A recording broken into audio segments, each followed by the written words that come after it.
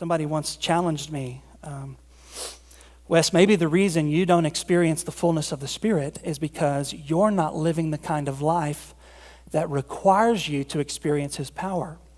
So there may be some of us that we believe we're filled with the Holy Spirit, but we never really experience His power at work in our life. We're never seeing God use us in significant ways. If we had to answer the question, when's the last time I really experienced the Spirit of God move in a powerful way in me or around me, we would be scratching our heads without an answer.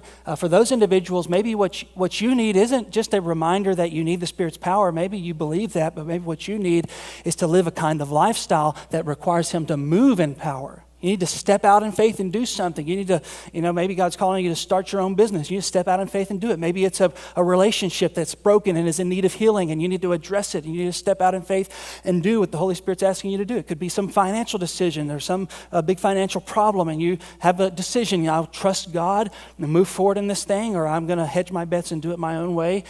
And you have a choice to live the kind of life that requires the power of the Holy Spirit to be on display, or to live a safe life in which you're just leaning on your own strengths.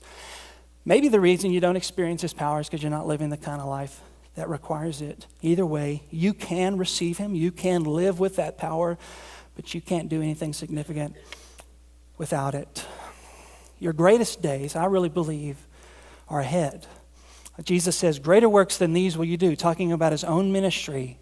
Jesus did some incredible things, but greater things will you do because I'm going away. I'm sending the Holy Spirit. So if that's true, then why are we always looking back? Why are we always looking to the past acts of God, the First Great Awakening, Billy Graham, the book of Acts? Why must we always relegate the mighty movements of God in the past? Why not believe God for something significant in the future?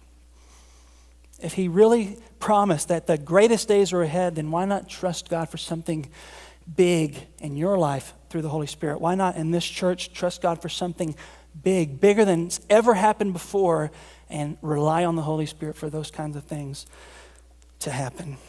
He's up to doing new things even in our day. And I really am convinced that the attitude which says, I'm not going to trust God for that, I don't think that that's safe. I don't think that that's wise or prudent. I think that grieves the heart of the Lord, because your greatest days are ahead.